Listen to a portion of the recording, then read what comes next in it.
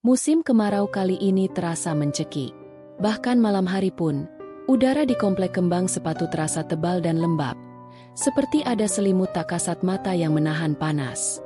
Aku, Rina, sedang sibuk membongkar kardus terakhir di rumah petak baruku, yang terletak di ujung gang buntu, tepat di sebelah rumah tua yang sudah lama kosong. Sejujurnya, aku tidak suka tempat ini. Letaknya terpencil, dan rumah di sebelahku itu, rumah nomor 13, sungguh menyeramkan.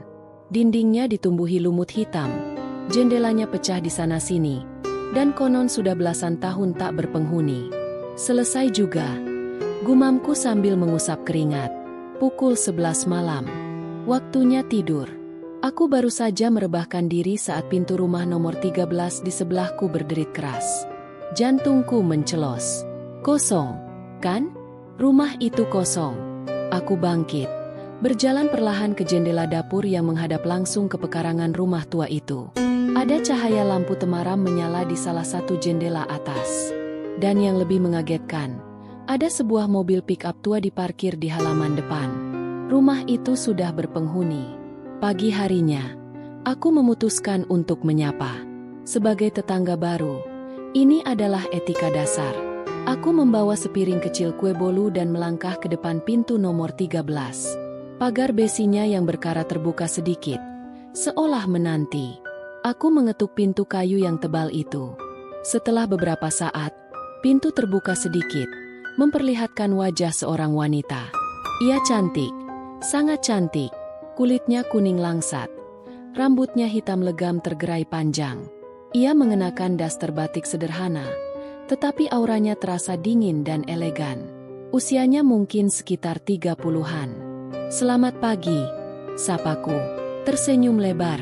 "Saya Rina, tetangga baru di sebelah. Maaf mengganggu, saya cuma mau menyapa." Wanita itu membalas senyumku, tapi matanya terasa kosong, seperti memandang jauh menembus diriku. "Terima kasih, Rina." Suaranya lembut, hampir berbisik. "Saya, Lestari, senang bertemu denganmu." Aku menyodorkan piring kue bolu. "Ini sedikit kue dari saya. Selamat datang di komplek kembang sepatu." Lestari menerima piring itu. Saat tangannya bersentuhan dengan tanganku, aku merasakan dingin yang luar biasa, seperti menyentuh es. Aku cepat-cepat menarik tanganku. "Silakan mampir kalau ada waktu," kataku. "Tentu," jawabnya, masih dengan senyumnya yang tipis. "Tapi saya ini agak jarang keluar rumah.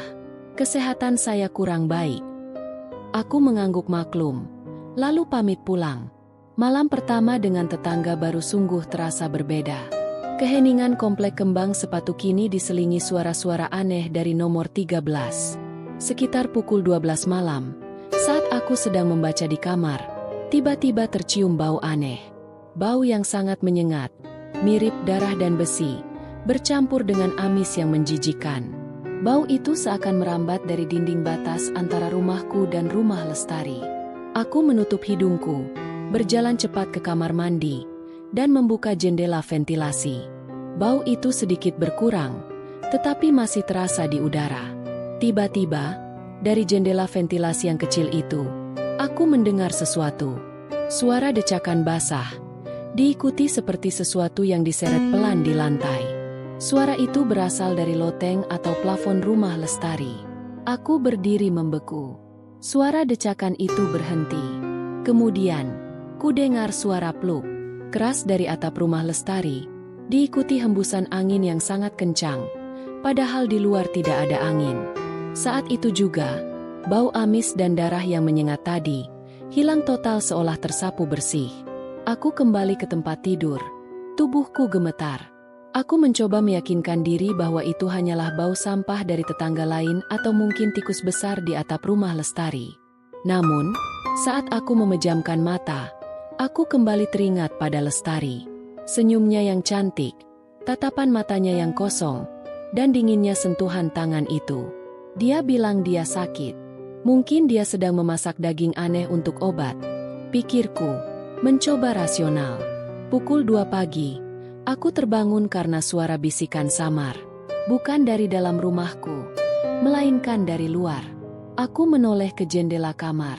Cahaya bulan bersinar terang, menerangi pekarangan nomor 13. Di sana, di antara semak-semak yang rimbun, aku melihat Lestari.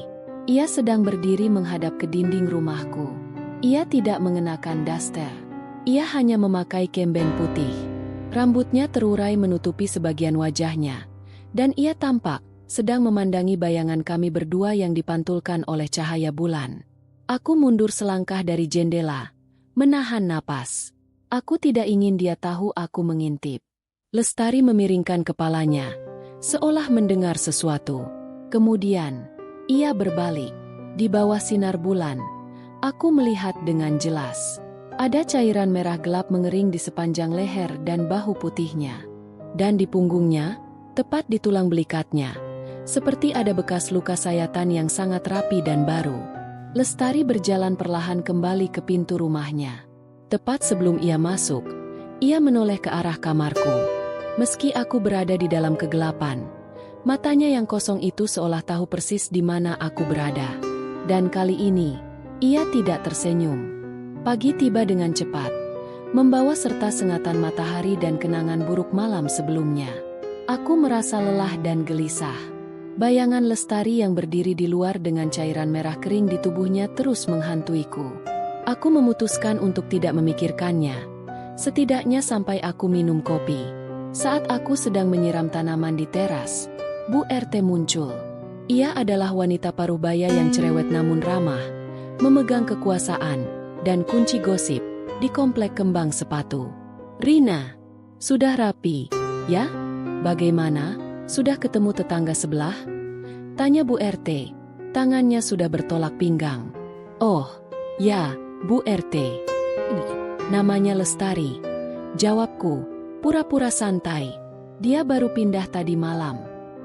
Bu RT langsung mendekat. Matanya membesar. "Lestari? Dia sudah pindah? Astaga! Kok tidak ada yang tahu, ya? Tidak ada laporan ke saya."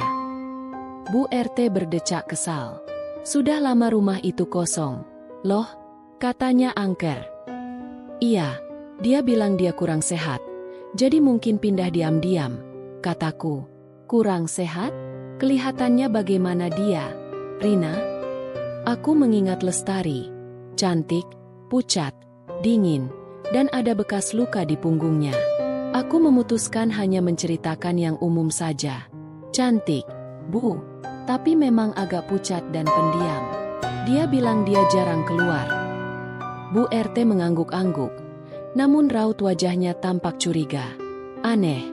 Biasanya kalau pindahan besar begitu, pasti lapor. Sudah tahu, kan?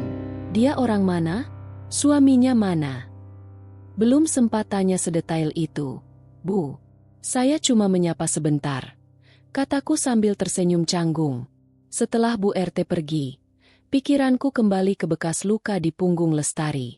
Apakah itu luka operasi? Tapi kenapa begitu rapi? Seperti sayatan yang memanjang horizontal di punggung bagian atas? Dan kenapa dia berdiri di luar rumah pukul 2 pagi, di cuaca dingin, hanya memakai kemben? Sore itu, aku memutuskan untuk mencari tahu lebih banyak tentang rumah nomor 13. Aku berjalan ke warung Bu Siti, warung kecil di gerbang komplek yang selalu ramai. "Bu Siti, numpang tanya dong." Aku memulai percakapan saat membayar belanjaan. Rumah nomor 13 itu, yang baru diisi Lestari. "Kenapa?" katanya angker. "Ya." Bu Siti langsung menatapku serius. Tangannya berhenti merapikan dagangan. "Duh, Neng Rina, itu rumah tua sekali. Dulu, pernah ada kejadian. Kata orang-orang kampung, dulu yang punya rumah itu dicurigai memelihara ilmu hitam." Aku sontak merinding. "Ilmu hitam?" "Iya. Dulu anak pemilik rumah itu sering sakit-sakitan. Terus bapaknya bawa dukun dari Kalimantan. Setelah itu, anak itu sembuh. Tapi anehnya setiap malam Jumat Kliwon, warga sering mencium bau hangus dari rumah itu, seperti bau organ terbakar." Bu Siti merendahkan suaranya. "Dan beberapa orang tua di sini bilang, mereka pernah lihat sesuatu terbang, hanya kepala dengan jeroan, melayang di atas pohon asam." Aku mencoba menelan ludah. Kuyang. Kisah horor masa kecil itu tiba-tiba terasa nyata. Tapi itu kan cerita lama, Bu. Kataku, berusaha menertawakan ketakutanku. Ya, cerita lama, Bu Siti menyahut. Tapi anehnya, Neng, semalam, saya pulang dari warung ini jam 11, lewat depan rumah nomor 13 itu. Saya bersumpah, saya mencium bau amis yang kuat sekali, lebih kuat dari bau got mampet. Bau amis, bau darah dan besi yang kurasakan tadi malam. Malam harinya, aku sudah siaga. Aku menutup rapat semua jendela dan tirai. Aku juga menyalakan radio dengan volume agak keras, untuk menutupi suara-suara aneh dari sebelah. Pukul 11 malam. Tinggi. Pukul 12 malam. Udara mulai terasa dingin, tapi bau amis itu belum muncul. Tiba-tiba, aku mendengar suara derap kaki yang sangat cepat dan berat dari halaman rumah Lestari. Seperti seseorang berlari kencang. Lalu, suara itu berhenti tepat di bawah jendela kamarku. Aku mematikan radio. Hening. Tok. Tok. Suara itu pelan. Datang dari dinding kamar tidurku. Dinding yang membatasi rumahku dan nomor 13. Tok. Tok. Tok. Ini bukan suara ketukan biasa. Ini terdengar seperti kuku panjang yang menggaruk pelan. Aku membeku di tempat tidur. Aku meraih ponsel dan menyalakannya, siap menelepon polisi atau Bu RT. Saat itu, aku mendengar bisikan yang sangat dekat, seolah Lestari sedang menempelkan mulutnya di dinding. Rina. Suara itu lembut, dingin, dan menyeret. Kau melihatku malam tadi, kan? Jangan takut. Aku menjerit tertahan. Aku menarik selimut tebal menutupi seluruh tubuhku, termasuk kepalaku. Aku memejamkan mata erat-erat. Aku hanya ingin berteman. Kemudian, bau amis dan darah itu menyeruak, jauh lebih kuat dari malam sebelumnya, menembus kain selimutku. Baunya begitu kuat hingga membuatku mual. Tiba-tiba, selimutku terasa sedikit terangkat, seolah ada angin dingin yang masuk dari bawah. Di tengah bau yang memualkan itu, aku mendengar suara decakan basah lagi, kali ini sangat dekat, seakan berada di dalam kamarku. Dan bisikan terakhir itu terdengar jelas, tepat di telingaku, meskipun kepalaku tertutup selimut. Aku butuh vitamin. Dan kau, baunya manis sekali, Rina. Aku menangis tanpa suara, mencengkeram selimut erat-erat, berharap pagi segera datang. Bab selanjutnya akan membahas bagaimana Rina mencoba mencari bukti ilmiah untuk menenangkan diri, tetapi malah menemukan jurnal tua misterius yang memperkuat kecurigaannya terhadap Lestari. Setelah kejadian malam itu, aku tidak bisa tidur nyenyak lagi. Setiap bunyi kriuk di atap, setiap hembusan angin, membuatku teringat bisikan Lestari. Aku harus mencari jawaban yang logis, yang ilmiah. Aku harus membuktikan pada diriku sendiri bahwa Kuyang hanyalah mitos lama dan Lestari hanyalah wanita sakit yang aneh. Aku mengambil cuti dari pekerjaan hari itu. Aku memutuskan untuk mengunjungi perpustakaan kota, mencari informasi tentang mitos Kuyang, ilmu hitam di Kalimantan, dan fenomena yang berhubungan dengan bau amis darah di malam hari. Perpustakaan itu tua dan berdebu. Setelah mencari di bagian folklore dan sejarah lokal, aku menemukan beberapa buku yang menyebut tentang balasik atau leak, nama lain Kuyang di berbagai daerah. Semua menggambarkan hal yang sama, kepala melayang dengan organ tubuh yang menjuntai. Namun, tidak ada satupun penjelasan ilmiah tentang bau, suara, atau bekas luka sayatan. Aku memutuskan mencari buku yang lebih spesifik. Di sudut belakang, tersembunyi di rak yang nyaris roboh, aku menemukan sebuah buku bersampul kulit tebal yang sudah kusam, berjudul Catatan Ilmu Hitam dan Perawatan Tak Lazim, Borneo, 1950 hingga 1970. Aku menarik buku itu dan membawanya ke meja baca. Buku itu ternyata adalah koleksi jurnal pribadi milik seorang dokter Belanda yang pernah bertugas di pedalaman Kalimantan. Aku membolak-balik halaman yang kertasnya sudah menguning. Sampai aku menemukan satu bab yang diberi judul, Fenomena Penggunaan Jiwa untuk Perpanjangan Umur, Transplantasi Astral. Jantungku mulai berdebar kencang. Aku membaca dengan tergesa-gesa. Dokter itu menuliskan pengamatannya. Penduduk lokal percaya bahwa ada cara untuk memperpanjang hidup dan menjaga kecantikan abadi dengan memisahkan raga dan jiwa saat malam hari. Proses ini dilakukan melalui ritual yang meninggalkan bekas sayatan rapi di sekitar leher atau bahu belakang. Ritual ini memungkinkan jiwa untuk terbang, mencari vitamin, yang dalam istilah lokal adalah darah dan janin yang baru lahir, untuk memperbaharui sel tubuh inang. Efek sampingnya jelas. Inang, yang disebut kuyang, akan sangat sensitif terhadap cahaya. Ia akan selalu merasa kedinginan. Terdapat bau amis kuat yang menyertai pemisahan, dan bau itu akan menghilang segera setelah raga dan kepala menyatu kembali. Pada siang hari, kulitnya tampak pucat dan bersinar, seolah tercuci, tetapi ia akan selalu terlihat muda, bahkan setelah puluhan tahun. Aku menutup jurnal itu dengan cepat. Tanganku gemetar. Bekas sayatan rapi di bahu belakang? Lestari. Sangat pucat dan bersinar? Lestari. Bau amis yang kuat dan hilang tiba-tiba? Persis yang kualami. Sangat sensitif terhadap penyakit dan jarang keluar rumah? Lestari. Ini bukan kebetulan. Ini bukan mitos. Ini adalah catatan medis seorang dokter tentang kuyang. Saat aku kembali ke komplek, langit sudah mulai gelap. Aku berusaha berjalan setenang mungkin melewati rumah Lestari, nomor 13. Di halaman, aku melihat pick-up tua itu masih terparkir. Dan di samping mobil, ada Lestari, sedang menyiram bunga Kamboja yang anehnya hanya tumbuh di sudut halaman itu.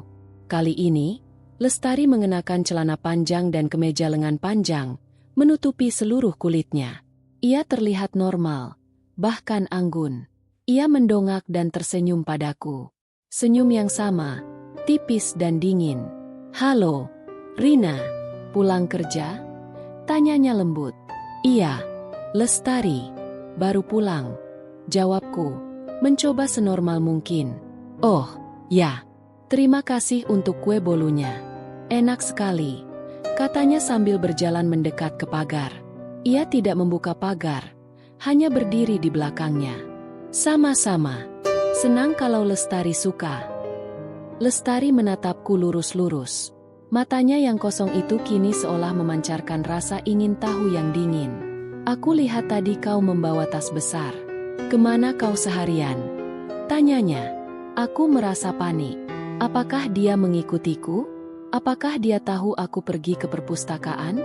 Oh, hanya ke tempat fotokopi. Mengurus dokumen pekerjaan. Aku berbohong. Lestari mengangguk pelan. "Begitu. Aku senang kau betah di sini, Rina. Tetangga sangat penting." Kemudian, ia tersenyum, dan senyum itu jauh lebih menakutkan dari tatapan kosongnya. "Tapi kau tahu, Rina, di tempat yang sepi seperti ini, lebih baik kau tidak terlalu ingin tahu tentang urusan orang lain, terutama di malam hari." Setelah mengatakan itu, Lestari berbalik dan masuk rumah tanpa menunggu jawabanku. Pintu kayu tebal itu tertutup diiringi bunyi klik kunci yang keras. Aku berdiri membeku di depan rumahku sendiri. Kata-katanya adalah ancaman. Dia tahu. Entah bagaimana, dia tahu aku sudah mulai mencurigainya. Malam itu, aku duduk di sofa, tidak berani masuk kamar tidur yang berbatasan langsung dengan rumahnya. Aku memeluk jurnal tua yang kusembunyikan di balik baju. Pukul 11 malam. Angin berhembus. Dan suara decakan basah itu kembali terdengar dari sebelah. Diikuti bau amis yang memualkan. Kali ini, suaranya terasa lebih agresif. Aku melihat ke arah jendela dapurku. Ada bayangan hitam yang sangat cepat melintas di atas atap. Secepat kilat. Saat aku menelan ludah, aku menyadari satu hal yang lebih menakutkan dari kuyang itu sendiri. Kuyang itu tahu nama asliku. Tapi aku hanya tahu nama palsu yang ia berikan kepadaku. Bab selanjutnya akan fokus pada bagaimana Rina mencari bantuan dengan menelepon Bu RT dan mencoba memotret bukti aktivitas Lestari, yang berujung pada konfrontasi langsung. Malam kedua setelah aku membaca jurnal itu terasa seperti hidup di neraka. Aku tidak tidur di kamar. Aku tidur meringkuk di sofa ruang tamu, dengan ponsel di tangan dan pisau dapur di bawah bantal. Bau amis dari rumah Lestari berlangsung selama hampir 2 jam sebelum akhirnya hilang, Disusul suara pluk keras dari atap. Pagi harinya, aku merasa seperti zombie. Aku harus melakukan sesuatu. Pergi dari sini? Mustahil. Aku baru saja pindah. Melapor ke polisi? Aku akan dianggap gila. Membawa-bawa jurnal tua tentang ilmu hitam. Pilihan terbaikku adalah mencari bantuan dari Bu RT. Setidaknya untuk mendesak Lestari agar mendaftar resmi sebagai warga. Aku langsung menelepon Bu RT. Bu RT, saya Rina. Soal Lestari, tetangga baru saya rasa ada yang aneh sekali. Kataku, suaraku bergetar. Aneh kenapa? Rina? Jangan-jangan dia sudah berbuat ulah. Bu RT langsung bersemangat. Saya mencium bau aneh setiap malam. Bu, bau darah dan besi yang sangat menyengat. Dari rumahnya. Dan dia bilang dia sakit. Tapi saya melihat ada luka seperti sayatan di punggungnya. Ini tidak wajar, Bu. Bu RT terdiam sejenak. Luka sayatan? Rina, kamu jangan macam-macam, ya. Tapi soal bau itu, Bu Siti juga menciumnya.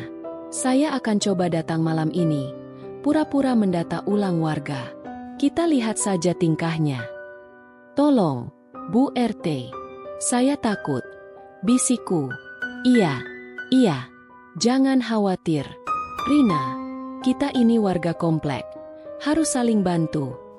Aku tahu Bu RT mungkin datang terlambat atau tidak berani berkonfrontasi. Aku butuh bukti nyata. Aku memutuskan untuk mengambil foto. Siang itu, aku pergi ke toko elektronik dan membeli kamera webcam kecil. Rencanaku adalah memasang kamera itu di ventilasi loteng yang menghadap ke atap rumah Lestari. Jika kuyang itu terbang, setidaknya aku punya rekaman. Sore harinya, aku menjalankan misi. Dengan hati-hati, aku memanjat kursi di dapur, membuka ventilasi loteng, dan menempelkan kamera kecil itu di celah genteng, mengarah lurus ke atap rumah Lestari. Kamera itu terhubung ke ponselku melalui wifi rahasia. Pukul 8 malam, Bu RT datang. Aku mengajaknya masuk dan menyajikan teh. Sambil menunggu Lestari merespons. Pintu nomor 13 terbuka. Lestari keluar.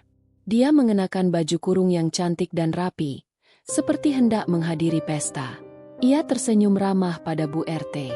Lestari, selamat malam. Saya Bu RT di sini. Mau mendata sebentar, kata Bu RT dengan nada resmi. Oh, tentu saja, Bu RT. Silakan, jawab Lestari. Suaranya sopan dan lembut. Saat Bu RT bertanya tentang KTP, suami, dan pekerjaan, Lestari menjawab dengan lancar. Ia mengaku sebagai pengusaha online yang bekerja dari rumah, dan suaminya sering bepergian jauh keluar kota. Namun, saat Bu RT bertanya tentang bau aneh, wajah Lestari berubah. Senyumnya menghilang. Bau apa, Bu RT?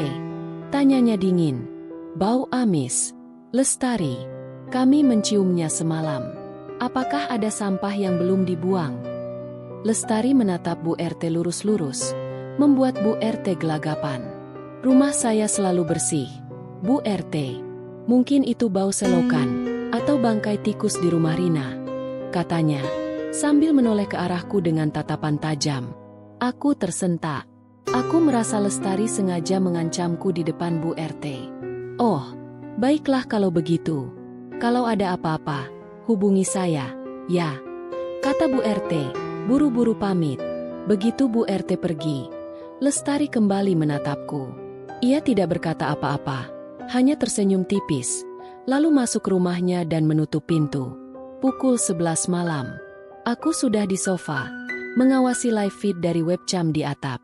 Gelap, hanya diterangi cahaya bulan. Pukul 12 malam. Kamera menangkap gerakan. Lestari keluar. Ia berdiri di belakang rumah, dekat pohon Kamboja. Ia melepas pakaiannya, meninggalkannya tergeletak di tanah. Ia hanya mengenakan kain putih di pinggang. Aku mencengkeram ponselku. Jantungku berdebar kencang. Lestari mengangkat tangannya ke belakang leher, ke area di mana aku melihat bekas sayatan itu. Ia menarik napas dalam-dalam. Lalu, terdengar suara klik. yang terekam jelas oleh kamera. Kepala Lestari terpisah dari tubuhnya. Kepalanya melayang. Aku menjerit tanpa suara, menahan mulutku dengan tangan. Di layar ponselku, kepala Lestari yang cantik itu melayang naik, hanya menyisakan leher yang memancarkan cahaya merah samar. Di bawah lehernya, tergantung jeroan yang panjang dan berlendir, terlihat jelas seperti usus dan organ dalam yang bergelantungan. Kuyang itu mengeluarkan suara decakan basah. Organ-organ itu bergerak, mencari arah. Kemudian, kuyang itu bergerak cepat, melayang ke udara. Tepat saat kuyang itu terbang tinggi di atas atap rumahku, layarnya gelap. Lost connection. Aku panik. Kenapa koneksi tiba-tiba hilang? Aku menatap layar ponselku, yang kini menampilkan pesan. Connection failed, device removed. Perangkat dicabut? Siapa yang mencabutnya? Tiba-tiba, terdengar suara keras dari atap rumahku. Bukan suara pluk saat kembali, tapi suara gesekan kasar. Aku mendongak ke plafon ruang tamu, dan aku melihatnya. Di salah satu ventilasi udara yang kecil, aku melihat sepasang mata yang menyala merah, menatap lurus ke arahku. Itu adalah kepala Lestari. Dia mencabut kameraku dan sekarang dia tahu persis di mana aku berada. Dan detik berikutnya, kuyang itu berbicara. Suaranya bergaung, penuh amarah dan decakan basah. Kau melanggar peraturan, Rina. Dan sekarang, kau harus membayar biaya sewa tempatmu. Ancaman Lestari membuat darahku membeku. Suaranya yang melengking, bercampur dengan decakan organ yang basah, sungguh mengerikan. Dia sudah masuk ke dalam rumahku, setidaknya kepalanya. Aku tahu aku hanya punya beberapa detik sebelum ia mencoba masuk melalui celah ventilasi. Aku melompat dari sofa, meraih pisau dapur di bawah bantal, dan berlari menuju pintu depan. Aku harus keluar dari rumah ini secepatnya. Di belakangku, aku mendengar bunyi retakan keras. Lestari pasti sedang merusak plafon atau ventilasi di ruang tamu. Aku membuka kunci pintu dengan tangan gemetar. Saat aku berhasil membuka pintu, aku menoleh ke belakang sekilas. Plah, sesuatu yang basah dan licin menghantam lantai ruang tamu. Jeroan Lestari sudah berhasil melewati celah ventilasi dan menjuntai ke bawah, memancarkan bau amis yang luar biasa. Kepalanya masih tertahan di atas, tetapi kini pandangan matanya yang merah menyala itu menembus kegelapan ruang tamu. Aku lari sekencang mungkin keluar, tidak peduli dengan sandal yang terlepas. Aku harus menuju ke rumah Bu RT, yang letaknya hanya 3 rumah dari rumahku. Jalanan kompleks sepi dan gelap, hanya diterangi beberapa lampu jalan yang redup. Tolong, tolong, Bu RT, teriakku, suaraku tercekat. Saat aku berlari melewati rumah nomor 15, aku mendengar suara di atas kepalaku. Bukan suara decakan, melainkan suara gesekan angin yang sangat cepat. Aku mendongak. Kuyang itu sudah mengejarku. Kepala Lestari kini melayang bebas di udara. Jeroannya menjuntai seperti ekor panjang yang gelap, sesekali menyentuh dahan pohon. Ia terbang rendah, tepat di belakangku. Kau tidak bisa lari, Rina. Suara Lestari terdengar nyaring dan mengerikan di udara malam. Aku hanya butuh sedikit saja. Janinmu itu akan membuatku sangat kuat. Aku tidak hamil, tapi kuyang memangsa janin dan darah wanita hamil. Aku pasti berbau seperti mangsa yang lezat baginya. Ketakutan itu membuatku lari lebih cepat, menuju rumah Bu RT. Aku sampai di depan pagar rumah Bu RT dan menggedornya dengan panik. Bu RT, tolong, buka, ada kuyang. Lampu teras Bu RT menyala. Bu RT muncul di balik jendela. Wajahnya pucat karena terkejut. Rina, kenapa teriak-teriak malam begini? Kamu kenapa? Tanyanya dari balik jendela. Tiba-tiba, kuyang itu menukik tajam. Jeroannya yang panjang dan basah menyambar bahuku. Cta! Aku menjerit kesakitan saat kukunya yang panjang dan tajam menggores lenganku. Rasa dingin dan perih menyerbu. Darah langsung mengalir membasahi lenganku. Kuyang itu melayang tinggi lagi, menertawakanku. Kena kau? Jangan khawatir, aku akan bersenang-senang denganmu setelah ini. Bu RT yang melihat pemandangan itu dari jendela langsung terdiam. Matanya terbelalak melihat kuyang itu terbang. Ketakutan menghapus segala keraguan di wajahnya. Astaga! Astaga! Itu benar-benar kuyang! Teriak Bu RT panik. Lalu ia lari dari jendela. Bu RT, jangan tinggalkan saya. Aku mencoba membuka gerbang besi Bu RT, tapi gerbang itu dikunci ganda. Aku terjebak di teras Bu RT, sementara kuyang itu melayang-layang di atas, siap menuki kapan saja. Lestari kuyang itu menatap tajam ke arahku. Coba kau lihat, Rina, tepat di sampingmu, bisik kuyang itu dengan suara mendesis. Aku menoleh. Di tanah, tepat di depan teras Bu RT, ada sesuatu yang jatuh. Itu adalah kamera webcamku. Hancur, dengan kabel yang terpotong rapi. Aku selalu tahu apa yang kau lakukan. Kau terlalu ingin tahu, kata Lestari. Ia mulai menukik lagi. Kali ini sasarannya adalah leherku. Aku refleks menunduk, dan pisau yang kupegang secara tak sengaja terayun. Sret! Pisau itu mengenai salah satu jeroannya yang menjuntai. Kuyang itu menjerit kesakitan. Suaranya seperti desisan api yang mendidih, dan ia terbang menjauh dengan cepat, menuju kegelapan. Aku terengah-engah, melihat ke arah rumah Bu RT yang kini lampunya padam lagi. Mungkin Bu RT bersembunyi. Aku berhasil melukai kuyang itu. Tapi sekarang, ia pasti marah besar. Aku melihat ke lenganku yang berdarah. Lalu aku melihat kejeroan yang sempat terpotong oleh pisauku. Ada cairan hijau dan hitam yang menetes dari luka potongannya, bukan darah merah normal. Tiba-tiba, aku mendengar suara derap kaki yang sangat kencang. Kali ini bukan dari atas, melainkan dari rumah Lestari, nomor 13. Aku melihat tubuh Lestari yang tergeletak di samping pohon Kamboja tadi, kini berdiri tegak. Tubuh itu bergerak, seperti mencari sesuatu. Jeroan yang terluka tadi pasti berusaha kembali ke tubuhnya. Aku harus melarikan diri, sekarang juga. Aku tidak punya waktu lagi untuk mengetuk pintu Bu RT atau meminta pertolongan warga lain. Melihat Bu RT yang langsung memadamkan lampu, aku tahu aku sendirian. Aku berbalik dan berlari sekuat tenaga keluar dari komplek kembang sepatu. Aku mengabaikan rasa perih di lengan dan memfokuskan semua indraku pada jalanan. Aku berhasil mencapai gerbang komplek, dan langsung menuju ke mobilku yang diparkir di pinggir jalan raya utama, sedikit jauh dari pintu masuk komplek. Saat aku membuka pintu mobil dan masuk, aku melihat ke spion. Aku tidak melihat kuyang itu, tetapi aku melihat tubuh Lestari yang kini sudah mengenakan daster kembali, berdiri di pagar rumah nomor 13. Wajahnya pucat, dan ia menatap ke arahku dengan ekspresi haus darah. Dia kembali menyatu, tapi dia terluka, pikirku. Aku menyalakan mobil, menginjak gas, dan melaju kencang meninggalkan komplek. Aku tahu aku tidak bisa pergi ke rumah sakit, karena aku harus menjelaskan luka sayatan di lenganku dan cerita tentang kuyang. Aku teringat pada satu-satunya orang yang mungkin bisa membantuku dalam situasi mistis seperti ini. Pak Jaya. Pak Jaya adalah seorang teman lama ayahku yang tinggal jauh di daerah perbukitan. Dikenal sebagai seorang kolektor barang antik sekaligus orang yang sangat mendalami kebudayaan spiritual dan mistis Kalimantan, tempat asal-usul kuyang. Aku menyalakan GPS dan berkendara menjauh dari kota. Aku harus mencapai tempat Pak Jaya sebelum subuh. Perjalanan terasa mencekam.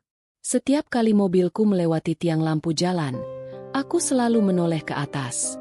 Aku paranoid, takut kepala Lestari muncul dan menuki ke kaca mobilku. Luka di lenganku mulai terasa panas dan berdenyut, bukan perih biasa. Aku menghentikan mobil sebentar di sebuah pom bensin yang sepi untuk membersihkan lukaku. Ketika aku membuka perban kain yang kubalutkan sekenanya, aku terkejut. Luka goresan dari kuku Lestari itu tidak seperti luka biasa. Di sekeliling luka itu, kulitku tampak kehitaman dan dingin, seperti mati rasa. Dan yang paling aneh, aku mencium bau yang sama. Bau amis dan besi yang samar, menempel pada lukaku. Dia meninggalkan jejak, bisikku ngeri. Aku cepat-cepat membersihkan luka itu dengan air mineral, tetapi bau itu tidak hilang. Seolah Lestari telah menanamkan sebagian esensinya padaku. Aku kembali ke mobil dan melanjutkan perjalanan. Pukul 3.30 pagi, aku tiba di rumah Pak Jaya. Rumahnya berupa bangunan kayu tua bergaya tradisional, tersembunyi di balik hutan pinus yang sunyi. Aku memarkir mobilku di halaman dan mengetuk pintu kayu tebal dengan panik. Pak Jaya membuka pintu. Ia adalah pria tua yang tenang dengan sorot mata yang teduh. Ia menatapku, lalu menatap lenganku yang berdarah, dan tatapannya berubah menjadi serius. "Rina, masuk, cepat," katanya, tanpa bertanya apapun, seolah ia sudah tahu ada yang salah. Aku masuk dan menceritakan seluruh kejadian. Tentang Lestari, bau amis, jurnal tua, kamera, dan pengejaran. Pak Jaya mendengarkan dengan saksama, sesekali mengangguk. "Kuyang, atau kami menyebutnya balasik di kampungku," kata Pak Jaya setelah aku selesai. "Dia melukaimu. Itu bukan luka biasa, Rina. Dia sedang menandaimu." "Maksud Bapak?" "Kuyang yang terluka parah dan tidak bisa mencari mangsa dengan mudah akan meninggalkan bekas pada mangsa yang ia incar, terutama jika ia menganggap mangsa itu yang melukainya. Bau amis di lukamu itu adalah tanda. Dia akan mencarimu, mengikuti bau itu kemanapun kau pergi." Jantungku mencelos. Aku tidak akan pernah aman selama kuyang itu hidup. "Bapak harus membantu saya, Pak. Saya takut dia kembali dan menghabisi saya," kataku memohon. Pak Jaya mengangguk. "Duduklah. Kita harus menghilangkan jejakmu dan menguatkan pelindung rumah ini. Lestari akan kembali. Dia terluka. Dan makhluk yang terluka jauh lebih berbahaya dan buas." Saat Pak Jaya mulai menyiapkan berbagai ramuan herbal dan doa-doa, tiba-tiba aku mendengar suara. Kruak, kruak. Suara itu datang dari atas rumah, di antara dahan pinus yang rimbun. Bukan suara burung hantu. Itu adalah suara tulang yang bergesek. "Dia sudah di sini," bisikku panik. Pak Jaya tidak terlihat terkejut. Ia hanya menatap ke arah luar jendela. "Dia cepat. Tapi dia tidak bisa masuk sembarangan ke sini. Rina, rumah ini ada pelindungnya," kata Pak Jaya, nadanya tegas. Kruak, kruak. Suara itu semakin dekat. Pak Jaya mengambil segenggam garam kasar dari mangkuk perak kecil dan berjalan ke pintu depan. Ia membuka sedikit pintu kayu itu. "Aku tahu kau di sana, Balasik," seru Pak Jaya dengan suara berwibawa. Kuyang itu, dalam wujud kepala dan jeroan, melayang ke bawah, berhenti tepat di depan teras rumah Pak Jaya. Matanya merah menyala. "Jangan ganggu aku. Bawa kembali mangsaku." Kuyang Lestari berteriak dengan suara yang menyeramkan. Pak Jaya tidak gentar. Dengan gerakan cepat, ia melemparkan segenggam garam itu ke udara, tepat ke arah jeroan Lestari. "Ses-ses-ses-ses." Jeroan itu mengeluarkan suara mendesis yang memekakan telinga, seperti air yang disiramkan ke minyak panas. Kuyang itu menjerit kesakitan, dan ia melayang mundur dengan cepat. "Pergi kau, atau aku akan membakarmu sampai habis sebelum matahari terbit," ancam Pak Jaya. Kuyang itu menjerit sekali lagi, penuh amarah dan rasa sakit, lalu terbang menjauh, menghilang di antara rimbunnya hutan pinus. Garam adalah senjata kuyang. "Tapi itu hanya mengulur waktu," kata Pak Jaya, kembali masuk dan mengunci pintu. Ia menatapku serius. "Sekarang kita harus bergerak cepat, sebelum dia kembali dan membawa bala bantuan dari kelompoknya. Waktu adalah musuh terbesarku." Matahari masih jauh dari ufuk timur, memberikan Lestari cukup waktu untuk kembali. Aku harus menghilangkan jejak dan bau amis yang ditinggalkannya di lukaku. Pak Jaya membawaku ke ruang belakang rumahnya, sebuah ruangan yang dipenuhi dupa, akar-akaran kering, dan berbagai botol berisi cairan aneh. "Kita harus memutus ikatan yang dibuatnya di tubuhmu," kata Pak Jaya, matanya fokus. "Dia menandaimu dengan tujuannya. Kuyang hanya akan berhenti jika jejak mangsa itu hilang atau ia sendiri yang mati." Pak Jaya menyuruhku duduk di lantai, di atas tikar pandan tua. Ia mulai menyiapkan beberapa bahan, air dalam wadah kuningan, beberapa jenis bunga 7 rupa, dan serbuk rempah-rempah yang berbau pedas. Pertama, Pak Jaya mengambil sebuah belati kecil yang diukir rumit. Aku akan menghilangkan racun kuyang dari lukamu. Rina, ini akan sakit, tapi kau harus menahannya, katanya. Dengan hati-hati, Pak Jaya menyentuh belati itu ke permukaan luka di lenganku. Saat belati itu menyentuh kulitku yang kehitaman, aku menjerit kesakitan yang luar biasa. Itu bukan hanya rasa perih, tapi rasa terbakar yang menusuk sampai ke tulang. Tahan, racunnya mulai keluar. Pak Jaya berbisik. Dari lukaku, keluar cairan kental berwarna hitam kehijauan, yang sama dengan yang kulihat menetes dari jeroan kuyang. Cairan itu menetes ke lantai, meninggalkan bekas berasap dan mengeluarkan bau amis yang sangat menyengat, jauh lebih kuat dari bau yang pernah kucicipi. Setelah Pak Jaya yakin semua racunnya keluar, ia menaburkan serbuk rempah pedas ke lukaku. Luka itu segera berhenti mengeluarkan cairan. Selanjutnya, Pak Jaya memulai ritual pembersihan untuk menghilangkan bau jejak. Ia menuangkan air kuningan itu ke mangkuk tanah liat dan merapalkan doa-doa dalam bahasa yang tidak kukenali, yang terdengar kuno dan berwibawa. Kau harus mandi dengan air ini. Bau amis di tubuhmu harus hilang total. Ingat, Balasik mencari mangsa melalui indera penciuman, kata Pak Jaya. Setelah aku membersihkan diri dengan air ramuan itu, bau amis itu benar-benar hilang. Lukaku kini terasa bersih dan tidak lagi dingin, meskipun masih perih. Saat aku kembali ke ruang ritual, Pak Jaya sudah menyiapkan perisai terakhir. Ia memegang sebuah wadah kecil berisi minyak kelapa yang telah dimantrai. Malam ini, dia akan kembali dengan amarah yang lebih besar. Kita tidak bisa lari lagi, Rina, kata Pak Jaya. Tapi apa yang bisa kita lakukan, Pak? Kita hanya berdua, dan dia kuyang. Aku bertanya, suaraku penuh keputusasaan. Kita punya satu senjata yang sangat ia benci, selain garam dan api, kata Pak Jaya. Senjata itu adalah darah murni. Pak Jaya menjelaskan bahwa kuyang memakan darah kotor atau darah yang tercemar untuk peremajaan. Tetapi, darah suci atau darah yang dilindungi oleh doa bisa menjadi racun baginya. Pak Jaya merapalkan doa lagi, lalu mengambil sedikit darahku dari luka di lengan, dan mencampurnya dengan minyak kelapa itu. Ia mengoleskannya ke ambang jendela, ambang pintu, dan di sekelilingku. Ini adalah pelindung darah. Selama darahmu bersih, dia akan sulit menyentuhmu, jelasnya. Saat Pak Jaya selesai, fajar masih 3 jam lagi. Tiba-tiba, keheningan hutan pinus di luar terpecah oleh suara aneh. Bukan lagi suara gesekan, melainkan suara rintihan yang banyak, seperti sekumpulan orang yang sedang merintih kesakitan. Pak Jaya menatapku dengan mata melebar. Dia kembali, dan dia tidak sendiri, bisiknya. Dia membawa kuyang lain. Mereka pasti terganggu karena dia terluka di wilayah lain. Kami berdua bersembunyi di ruang ritual. Pak Jaya memegang sebuah obor kecil yang sudah diberi ramuan. Suara-suara itu semakin dekat, dan kini bercampur dengan decakan basah yang tak terhitung jumlahnya. Bau amis itu kembali, memenuhi udara rumah, bahkan menembus dinding. Mereka ada di mana-mana, kataku, gemetar. Tiba-tiba, dari jendela kamar depan, terdengar suara kaca pecah yang sangat keras. Kartet zzzz. Pak Jaya segera bergegas ke depan. Aku mengikutinya dengan hati-hati.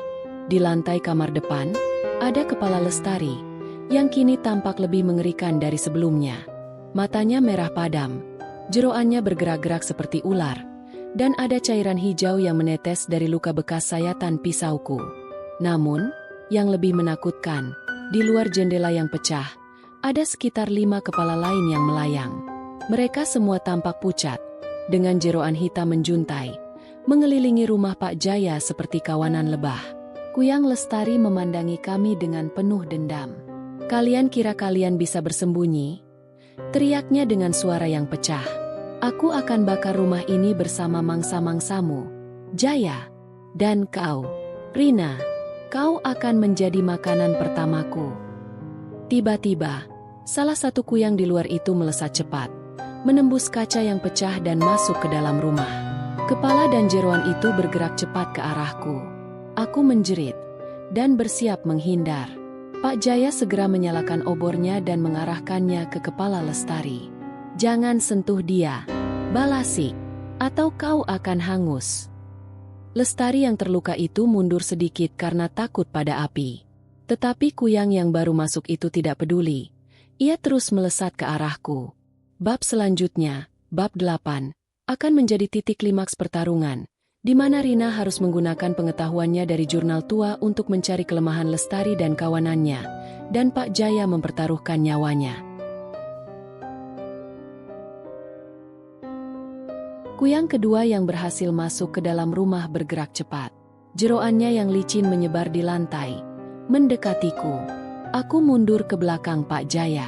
Pak Jaya, dengan obor yang menyala di tangannya, berteriak kencang, "Mundur!" Ia mengayunkan obornya, menciptakan batas api di antara kami dan Kuyang yang masuk. Kuyang itu mendesis kesakitan, namun tidak mundur sepenuhnya. Sementara itu, Kuyang Lestari, yang masih berada di ruangan itu, tertawa keras. "Percuma, Jaya. Aku bawa 5 lagi bersamaku. Rumah tuamu akan kami robek sampai rata." Di luar jendela yang pecah, 4 kuyang lainnya mulai menggesekkan jeroan mereka ke kayu rumah, mengeluarkan bunyi yang memuakkan dan bau amis yang semakin kuat. Pelindung darah yang dibuat Pak Jaya di ambang jendela mulai bereaksi. Asap tipis keluar dari tetesan minyak di kusen, tapi itu hanya mengulur waktu. Aku harus mencari cara. Aku memeluk rat-rat jurnal tua yang kubawa dari perpustakaan. Aku ingat ada sesuatu yang Pak Jaya katakan. Kuyang hanya bisa mencari mangsa dengan bau, dan mereka takut pada api. Tapi bagaimana cara mengalahkannya? Aku membalik halaman jurnal yang sudah usang itu dengan tangan gemetar, mencari bagian tentang cara mematikan kuyang. Aku menemukan paragraf yang ditulis oleh dokter Belanda itu. Kelemahan terbesar Balasik bukan pada kepala atau jeroan yang terbang, melainkan pada raga inangnya yang tertinggal. Jika raga kuyang ditemukan dan diberi ramuan pembatal, seperti kunyit dan asam yang sudah dirapalkan doa, atau jika raga itu dibakar saat kuyang sedang terbang, maka Balasik akan mati seketika. Jika raga itu tidak dapat ditemukan, kuyang akan selalu kembali ke tempat raga itu ditinggalkan sebelum fajar menyingsing. Aku menatap Pak Jaya yang sedang berjuang menahan 2 kuyang di dalam rumah dengan obor. "Pak Jaya, raganya. Kita harus membakar raganya," teriakku. Pak Jaya mengayunkan obornya ke kuyang kedua hingga makhluk itu menjerit mundur. Ia menoleh padaku. "Raganya di mana, Rina?" "Dia pasti menyembunyikannya di rumah saya, di nomor 13, di samping pohon Kamboja." Lestari yang mendengarnya langsung meraung marah. "Tidak akan kubiarkan." Kuyang Lestari melesat cepat ke arahku. Pak Jaya tidak sempat menahan. Kuyang itu menubrukku. Jeroannya yang licin dan dingin melilit leher dan tubuhku. Aku mencium bau busuk yang memualkan saat ia mencoba mencekikku. Aku tidak bisa bernapas. "Lepaskan dia, Balasik!" Pak Jaya berteriak. Pak Jaya tahu dia tidak bisa membakar Lestari di dalam rumah tanpa membakar kami semua. Ia melakukan hal yang nekat. Ia meraih salah satu jeroan Lestari yang melilitku, dan ia menggigitnya kuat-kuat. Lestari menjerit kesakitan yang jauh lebih mengerikan dari sebelumnya, lebih seperti seekor binatang buas yang terluka. Ia melepaskan lilitannya padaku dan terbang mundur, meninggalkan jejak darah hitam di pipi Pak Jaya. "Pergi, Rina, cepat," perintah Pak Jaya. Wajahnya berlumuran darah hitam, tetapi matanya tetap teguh. "Aku akan menahan mereka di sini. Jangan sia-siakan pengorbananku." Aku terbatuk-batuk, tubuhku terasa lemas. Aku meraih pisau kecil yang kusembunyikan di saku dan berlari kencang keluar dari rumah. Tidak peduli dengan kuyang-kuyang yang berputar-putar di luar.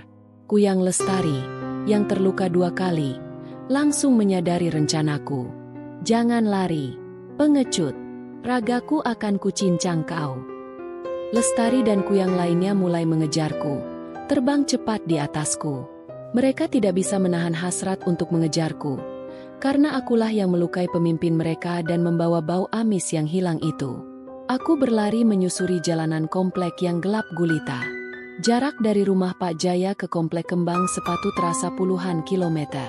Saat aku sampai di gerbang, aku menoleh ke belakang. 5 kuyang mengejarku, melayang rendah, melempar bayangan organ mereka di jalanan aspal. Hanya beberapa langkah lagi, gumamku pada diri sendiri. Aku berlari ke gang buntu, menuju rumahku dan nomor 13. Saat aku tiba di sana, tubuh Lestari masih terbaring di samping pohon Kamboja. Kali ini, ia tidak mengenakan pakaian, hanya kain putih di pinggang yang melilit. Tubuhnya tampak sangat pucat dan tidak bernyawa, kecuali fakta bahwa ia masih memancarkan kehangatan samar. Aku meraih botol minyak tanah yang untungnya baru kubeli untuk kompor dan masih ada di teras. Aku mengguyurkan minyak tanah itu ke seluruh tubuh Lestari yang terbaring. Di atas, aku mendengar raungan marah dari Lestari.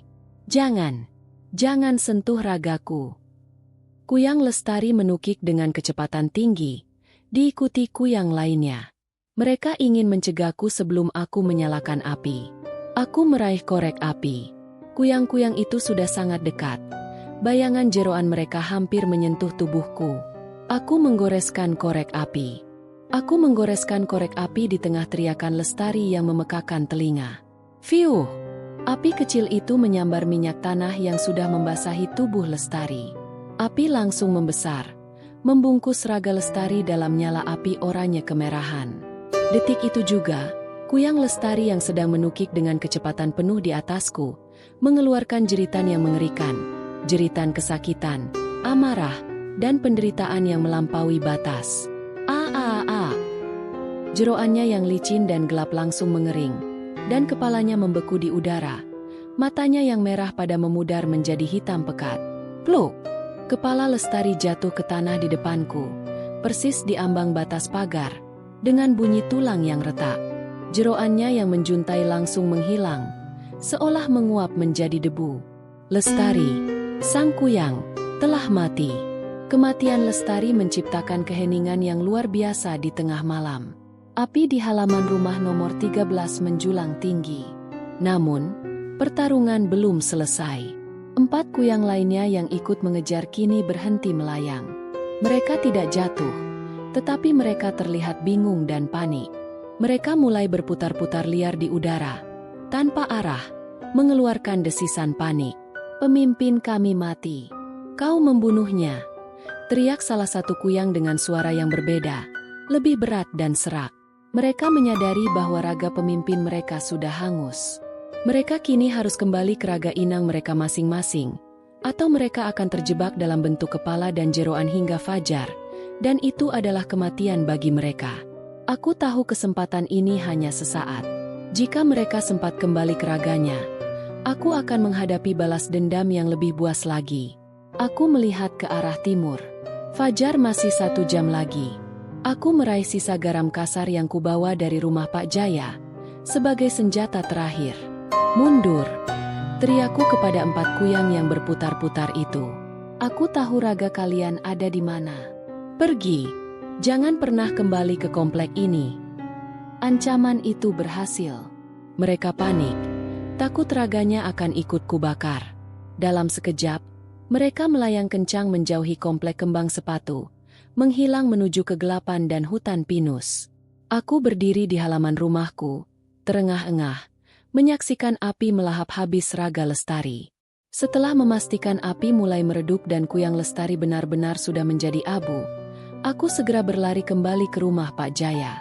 Aku harus memastikan dia baik-baik saja. Aku sampai di rumah Pak Jaya tepat sebelum matahari terbit. Aku melihat asap samar mengepul dari rumahnya, bekas pembakaran kayu karena kuyang-kuyang itu berusaha membakar rumah. Aku membuka pintu. Pak Jaya terbaring di lantai ruang ritual. Wajahnya pucat, tapi ia tersenyum lega. "Kau berhasil, Rina. Kau berhasil," bisiknya. Suaranya lemah. Pipinya yang tadi digigit kuyang kini bengkak dan menghitam. "Kita harus ke rumah sakit, Pak," kataku panik. "Tidak perlu, Rina. Racunnya sudah kuatasi. Tapi ini akan meninggalkan bekas," katanya sambil menunjuk pipinya. "Yang terpenting, dia sudah mati. Kita selamat." Kami berdua duduk di sana, di tengah ruangan yang berantakan, menunggu matahari terbit. Sinar fajar yang hangat akhirnya menerangi ruangan, mengusir semua sisa bayangan dan bau amis. Pak Jaya menatapku. Kuyangnya sudah mati, tapi bekas lukanya akan selalu ada. Aku menyentuh luka di lenganku. Luka itu kini terasa sakit, tapi tidak lagi dingin dan mati rasa. Apa yang harus saya lakukan sekarang, Pak? Kau kembali ke rumahmu. Bersihkan rumah nomor 13. Katakan pada Bu RT. Lestari pergi secara mendadak. Tidak ada yang akan percaya kisahku yang ini, Rina. Tapi kau tahu kebenarannya. Aku kembali ke komplek kembang sepatu pagi itu. Rumahku berantakan karena Lestari masuk. Aku melihat abu hitam di samping pohon Kamboja. Aku memanggil Bu RT dan menceritakan bahwa Lestari pergi, membawa semua barangnya, bahkan meninggalkan mobil pick-up tua yang anehnya kini sudah bersih total dan tanpa jejak apapun. Bu RT sangat lega. Syukurlah, Rina. Perasaan saya memang tidak enak sama dia. Untung dia pergi. Katanya, tidak pernah menyebutkan apa yang dilihatnya tadi malam. Aku membersihkan sisa abu Lestari dan mengecat ulang dinding kamar tidurku yang berbatasan dengan rumah nomor 13. Rumah nomor 13 kembali kosong dan sunyi. Aku kembali menjalani kehidupan normalku. Tapi aku tahu, ada sesuatu yang berubah dalam diriku. Aku kini lebih sensitif terhadap bau. Dan aku selalu membawa garam kasar di tas tanganku. Dan ada satu hal lagi yang menggangguku. Beberapa minggu setelah kejadian itu, seorang agen properti datang ke rumahku, memperkenalkan dirinya. Selamat pagi, Bu Rina. Saya ingin mengumumkan bahwa rumah nomor 13 sudah dibeli. Pemilik barunya akan pindah minggu depan. Namanya, Nona Laksmi. Aku terdiam, hatiku mencelos. Nona Laksmi? Tanyaku. Iya, Nona Laksmi. Dia bilang dia akan bekerja dari rumah. Dan dia mohon maaf jika dia agak tertutup. Katanya, dia kurang sehat. Berita tentang pindahan Nona Laksmi membuat darahku terasa dingin. Aku mencoba meyakinkan diriku bahwa itu hanyalah kebetulan. Bahwa ini adalah komplek perumahan. Dan rumah kosong pasti akan terisi. Namun, semua tanda-tanda itu kembali. Nona Laksmi pindah pada malam hari, tanpa pemberitahuan resmi kepada Bu RT. Ia cantik, dengan kulit kuning langsat, dan memiliki tatapan mata yang sama, kosong dan dingin. Ketika aku menyapanya, ia meminta maaf karena kurang sehat dan jarang keluar rumah. Aku tahu persis siapa dia, atau apa dia. Kuyang Lestari sudah mati. Tetapi Kuyang tidak pernah mati sendirian. Kuyang selalu memiliki komunitas, dan setelah satu inang mati, komunitas itu akan mengirimkan inang baru untuk mengambil alih wilayah yang ditinggalkan, apalagi setelah wilayah itu diperjuangkan. Aku mulai melakukan persiapan. Aku memasang garam kasar di setiap ambang jendela dan pintu rumahku. Aku menanam bunga Kamboja di pagar yang membatasi rumahku dan nomor 13. Pak Jaya pernah berkata bahwa Kuyang tidak menyukai bunga Kamboja yang tumbuh di luar kendali mereka. Malam pertama Laksmi di sana, aku tidak tidur. Pukul 12 malam, bau itu muncul lagi. Tidak sekuat Lestari, tetapi bau amis dan darah itu tercium samar, menembus dinding.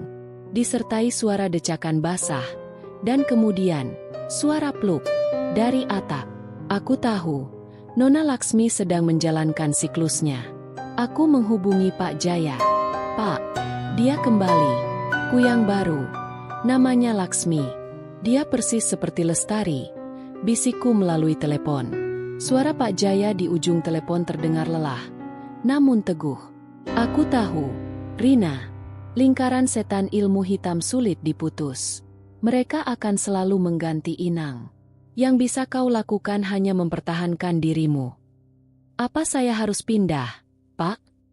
Pindah tidak menyelesaikan masalah. Rina, mereka bisa mengikutimu melalui jejak darah yang pernah Lestari tinggalkan.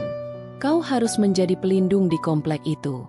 Jangan biarkan mereka mengganggumu, dan jangan biarkan mereka mengganggu orang lain. Aku menerima takdirku. Aku tidak bisa lari. Komplek kembang sepatu kini adalah wilayahku, dan aku harus melindungi diriku dari Kuyang. Aku melanjutkan hidupku sebagai warga normal di siang hari, dan menjadi pengawas di malam hari. Aku tidak lagi mencoba mengambil foto atau mengintip aktivitas Laksmi. Aku sudah tahu apa yang akan kulihat. Kini, fokusku adalah mengenali pola dan menjaga batasan. Setiap pagi, aku memastikan tidak ada setetes pun darah atau cairan aneh di pekarangan rumahku. Aku rajin menyiram bunga Kamboja, yang kini tumbuh subur dan harum. Setiap kali Laksmi mencoba berinteraksi denganku di siang hari, aku bersikap ramah, namun menjaga jarak. "Rina, maaf, boleh saya pinjam sedikit garam?" tanya Laksmi suatu sore, berdiri di balik pagarnya. Aku menatapnya tajam. Aku tahu dia tidak butuh garam untuk memasak. "Tentu saja, Laksmi. Tapi saya hanya punya garam kasar yang sudah saya rapalkan doa," jawabku, sambil menyodorkan sebungkus kecil garam kasar yang selalu kubawa. Laksmi mundur selangkah. Senyumnya yang dingin menghilang sesaat. "Oh, tidak usah kalau begitu. Saya tidak jadi memasak." Ia berbalik dan masuk rumahnya dengan cepat. Aku tersenyum tipis, penuh kemenangan kecil. Waktu berlalu, bulan berganti bulan. Nona Laksmi tetap menjadi tetanggaku yang kurang sehat, dan hanya keluar pada siang hari dengan pakaian tertutup. Ia masih terbang di malam hari, dan bau amis tetap menjadi alarm pribadiku. Bu RT dan warga kompleks sudah terbiasa dengan keanehan rumah nomor 13. Mereka hanya menggelengkan kepala dan menganggap pemilik rumah itu selalu orang aneh. Aku, Rina, kini hidup di dua dunia. Dunia siang yang normal, dan dunia malam yang mistis. Suatu malam, aku terbangun karena suara bisikan di dinding. Kali ini, bukan suara Lestari, melainkan suara Laksmi. "Rina, aku tahu kau masih mengawasiku. Aku tahu kau menjaga batas. Tapi kau tidak bisa menjaganya selamanya." Aku bangkit, berjalan ke dinding, dan menyentuh garam kasar yang kuletakkan di sana. "Aku tidak mencoba mengusirmu, Laksmi," bisikku ke dinding. "Aku hanya memastikan kau tahu, aku adalah penjaga di sini, dan aku tidak akan menjadi mangsamu." Aku mendengar kuyang Laksmi mendesis pelan, seolah terkejut dengan keberanianku. Kemudian, bau amis itu menghilang.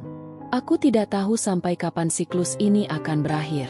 Mungkin kuyang itu akan terus datang dan pergi, berganti inang, mencoba menaklukkan wilayah yang sudah ditandai. Namun, satu hal yang pasti, aku bukan lagi Rina yang penakut dan mudah dibohongi. Aku sudah memiliki pengetahuan, pelindung, dan keberanian. Aku sekarang adalah tetangga yang tahu. Dan di komplek kembang sepatu yang sunyi ini, aku tahu bahwa kuyang akan selalu menjadi tetanggaku.